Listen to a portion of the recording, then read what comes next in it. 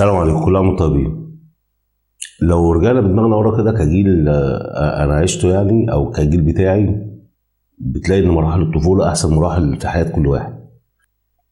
كل واحد كان له حلم في دماغه، حلم طموح معين.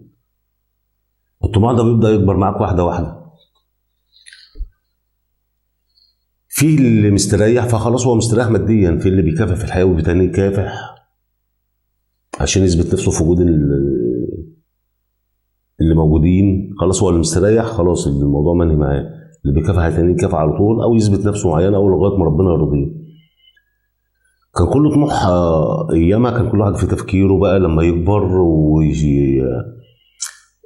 ويشتغل. كل واحد فينا عايش في ظروف حياه اهله. كنت انت مثلا، كان من ضمن الطموحات اللي كان كل واحد فينا بيدور عليها ان هو يجيب له طقمين حلوين جداد للمدرسه، ينزل يشتغل في الاجازه يجيبهم، اما عشان انت ما تقولش لابوك وامك هاتهم.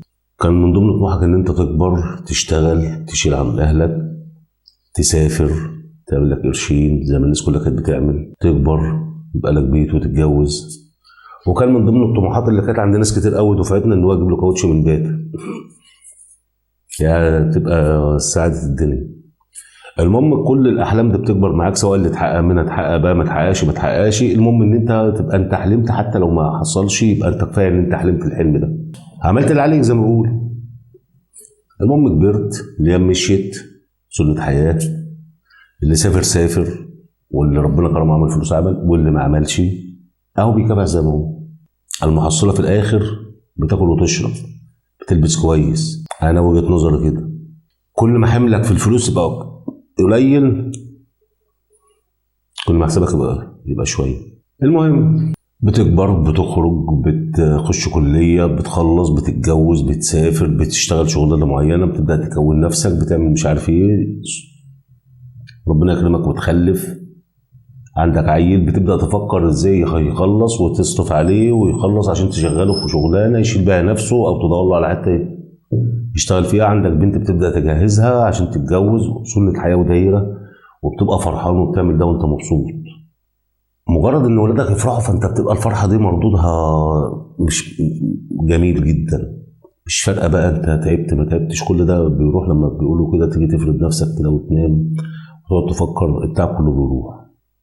هي الرساله اللي انا اقصدها ان الجيل اللي طالع ده فكر في ابوك وامك عملوا ايه، عشان انت في يوم من الايام هتعمله. مسؤول عن اسره هتعمل فيها اللي ابوك وامك عملوا معاك. هي ده كل الموضوع ببساطه جدا اهو. المهم انت ما تبطلش تحلم، المهم انت تخلي لك هدف. حتى لو حلمك ما تحققش، كفايه ان انت عشت فيه. حط لنفسك هدف عشان تعرف توصل له، يبقى انت حققت حاجه معينه. حتى لو ما وصلتلهاش يبقى انت حاولت. ورساله هتسلم رساله كده، وتنها ماشيه الحياه. كل الفكره ان انت حاول ما تشيلش من حد، حتى لو انت هتشيل ما تخسرش.